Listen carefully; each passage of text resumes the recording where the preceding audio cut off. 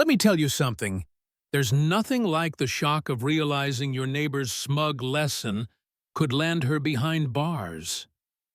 I mean, what would you do if the woman next door purposely rear-ended your car while your kids were inside just to prove some twisted point? You think you've seen HOA drama or entitled neighbors? I thought I had too, until this all went down. Honestly, I'm still not sure if I'm more mad or impressed by the amount of chaos one person can unleash on a whole street. Now, my neighborhood, let's call it Willow Glen, used to be the kind of place where the biggest excitement was whose hydrangeas were looking best that week. Not anymore. Not since I crossed paths with the one and only Janice Lowell. Picture your classic suburban Karen, always on high alert for anyone who isn't following her personal code of conduct. She's got a designer dog, a voice that somehow pierces three walls, and a vendetta against anything that looks even remotely like independent thought. It didn't start with the car, though. Oh no. Janice and we'd been at each other for months. First, it was her dog, Captain, treating my yard like his own personal bathroom. I built a fence. She called me antisocial, ranted about animal rights to anyone who'd listen, and even posted on the neighborhood Facebook group about hostile neighbors destroying community spirit. Next, she started yelling out her windows whenever my kids so much as giggled on the lawn, telling them to go inside because people need peace. You ever seen a 6-year-old freeze in terror at the sound of a grown woman shrieking from across the street? Yeah, my kids have. And I'll admit, I gritted my teeth, tried to be the bigger person, told myself she'd get bored. Spoiler, she didn't. But the real fireworks started that winter. Both our kids ended up at the same elementary school, 2 blocks over. I'd always drive my kids when the weather turned nasty. It's a busy street, a lot of stop signs and crosswalks. I don't speed, especially not near a school. Janice, she's behind me every single morning, tailgating, honking, sometimes even rolling down her window and yelling, "You know the type. You're making us late."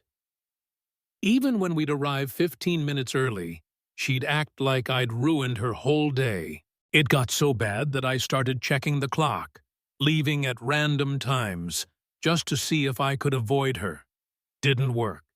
No matter what, there she was, glued to my bumper, making hand gestures like she was landing a plane. I started getting paranoid. Like, is this woman timing her morning just to harass me? It felt insane. I could tell my kids were nervous too, especially when the roads got icy. You ever have to explain to your 8-year-old that sometimes adults act worse than children? And then one frosty morning, I just couldn't take it anymore. I saw her lights behind me, high beams flashing. Instead of letting her push me into speeding, I pulled over, parked on the side of the street, and figured, fine, just go around me. But Janice, she slams on her brakes, hops out of her SUV and storms right up to my window. She starts ranting, loud enough for half the block to hear, about how I'm making her late, how my paranoid driving is ruining the community, and my favorite, how she ought to teach me a lesson. I kept the window rolled up and just stared ahead, pretending she wasn't even there. Eventually she gives up, storms back to her car, and I think, okay, maybe she'll finally just go. But instead, she puts her car in drive and, bam, backs right into my bumper. Not a little tap. No, she crunches it.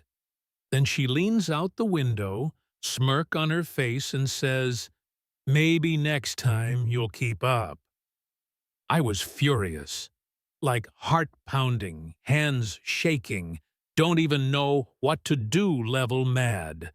My kids were in the back seat, scared out of their minds, and this woman thinks she's hilarious. Now, here's the part where you expect the police to show up and fix everything, right?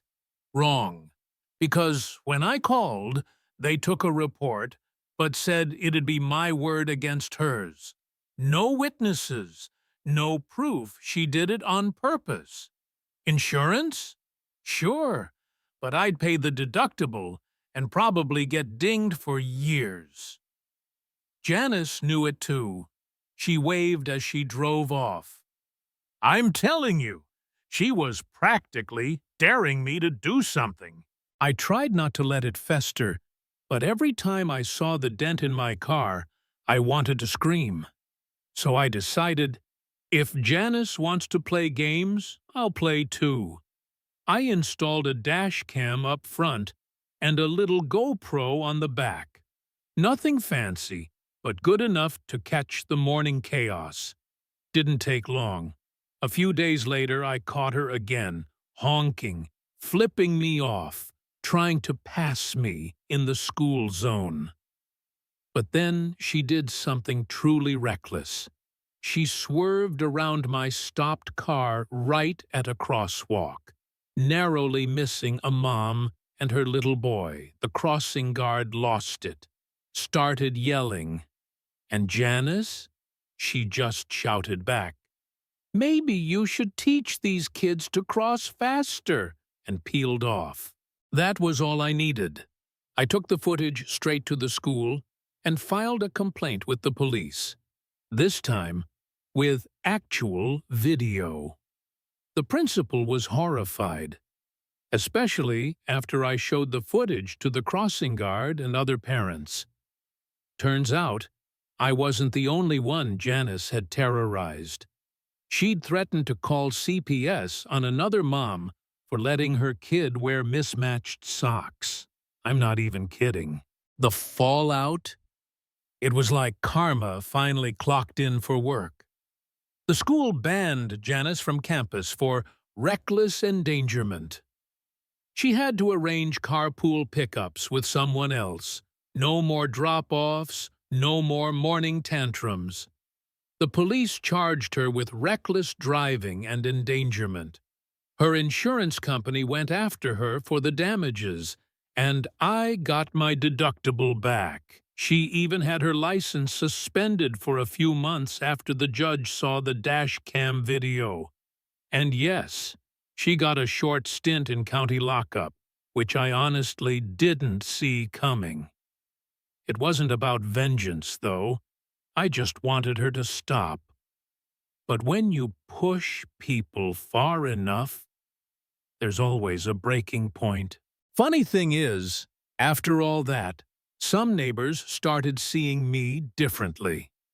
The ones who'd kept quiet about Janice's antics now came over with stories about her dog, her endless noise complaints, her crusade against holiday decorations. We formed a little support group, honestly, just folks who wanted to enjoy their homes without getting ambushed by Janice or anyone else who thought the rules only applied to other people. If you think that's where the neighborhood drama ended, you haven't met the real star of Willow Glen, the HOA.